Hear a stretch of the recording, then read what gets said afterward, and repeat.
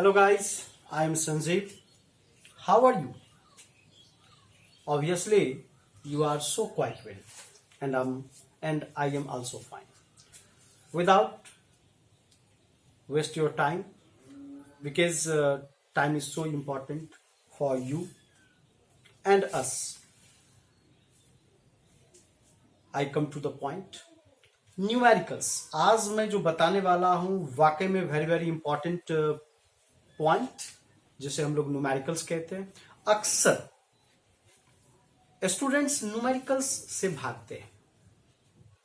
इसका सबसे बेहतरीन रीजन है कि आप भली भांति किसी टॉपिक को सही तरीकों से नहीं पढ़ते।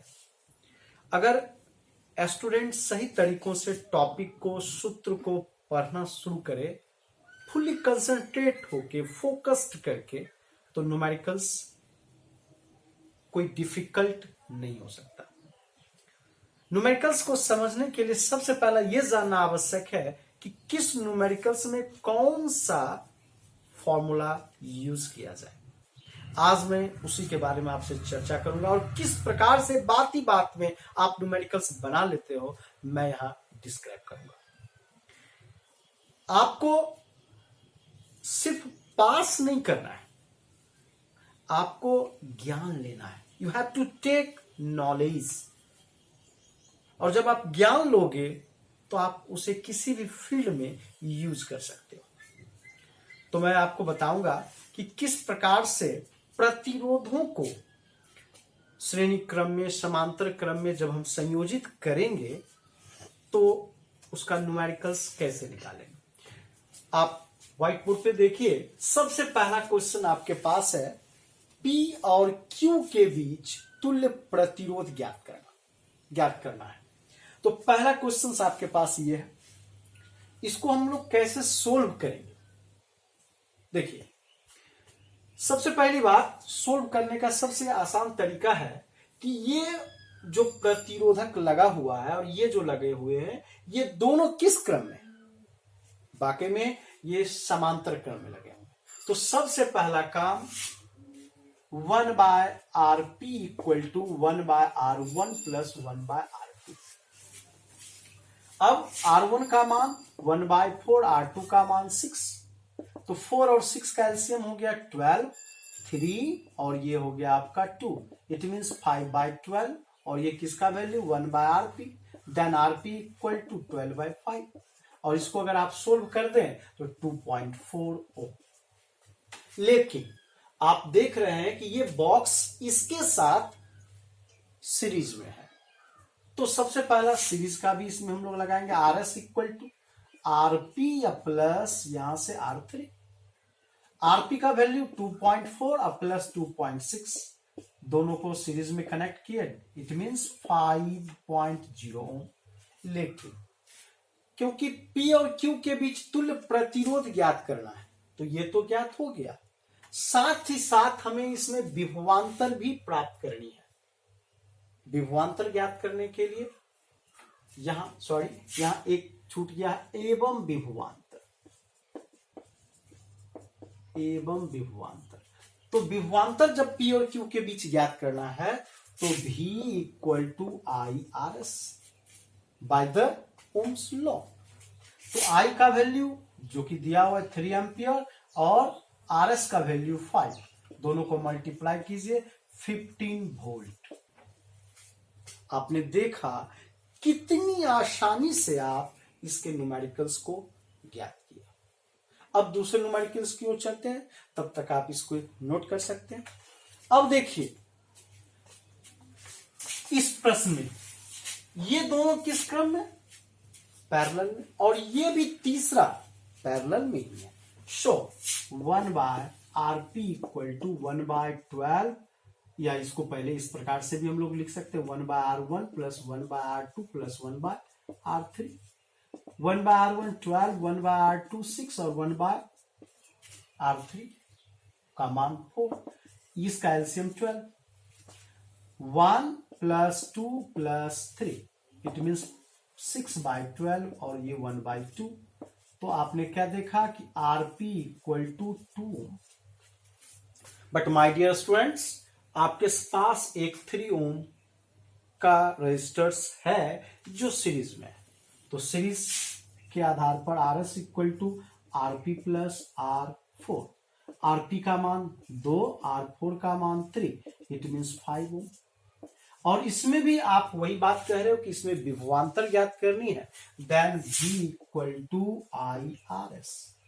करंट आपका 2 ampere, then R S 5, it means इसके वैल्यूज हो गए 10 वोल्ट, अर्थात P और Q के बीच आपका पोटेंशियल डिफरेंस 10 वोल्ट हुए।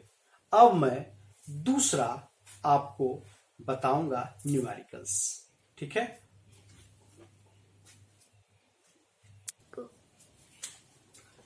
अब देखिए, तीसरा जो न्यूमेरिकल्स आपके पास है, P और Q के बीच तुल्य प्रतिरोध ज्ञात करना। इस प्रकार के रेजिस्टेंस को जब जोड़ा जाता है तो क्लियर इस बात को समझना है, बहुत ही आसान तरीका कि अगर PR के ऊपर प्लेन हो, R Q के नीचे प्लेन हो, तो ये तीनों आपस में पैरेलल होंगे। अगले क्लास में आप जानोगे कि व्हीटस्टोन ब्रिज के रूप में इसे कॉम्बाइंड किया जाता है। अब देखिए, चूंकि ये पैरेलल तीनों हैं, तो 1 by R P equal to 1 by R one plus 1 by R two plus 1 by R three, it means 1 by 6 plus 1 by 6 plus 1 by 6.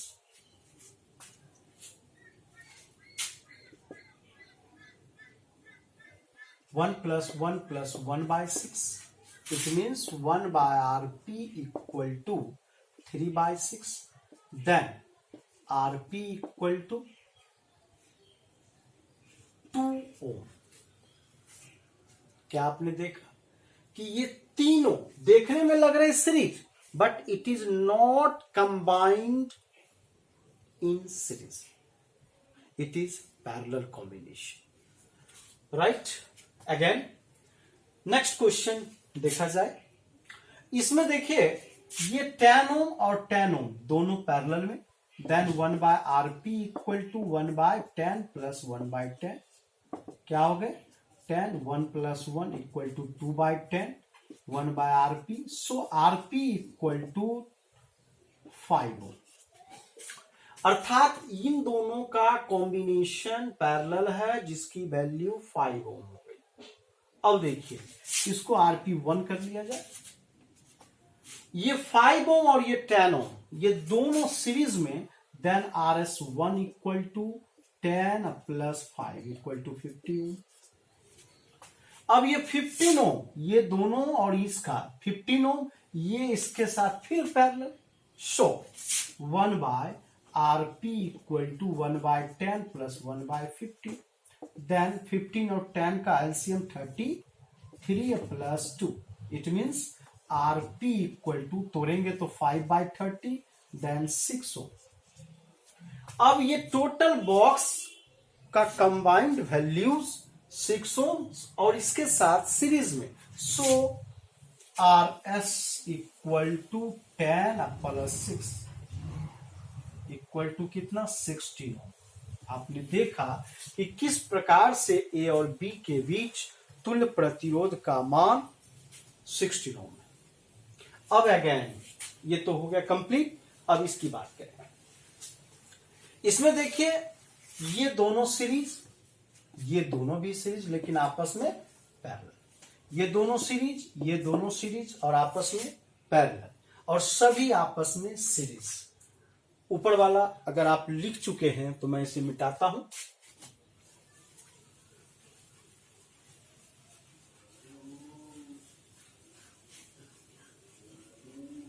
अब देखिए, ये दोनों सीरीज में है, इसलिए Rs1 इक्वल टू 1 जोड़ 2 बराबर 3 ओम। ये दोनों भी सीरीज में है, तो Rs2 equal to 2 plus 4 equal to 6 ohm. और ये दोनों आपस में parallel, then 1 by Rp1 equal to 1 by 3 plus 1 by 6, then 6, 2 plus 1, it means 3/6. So RP1 का मान 2 ओम। अर्थात आपने देखा कि इस बॉक्स का वैल्यू कितना हो गया, 2 ओम। अब देखिए फिर इस बॉक्स की बात करते हैं।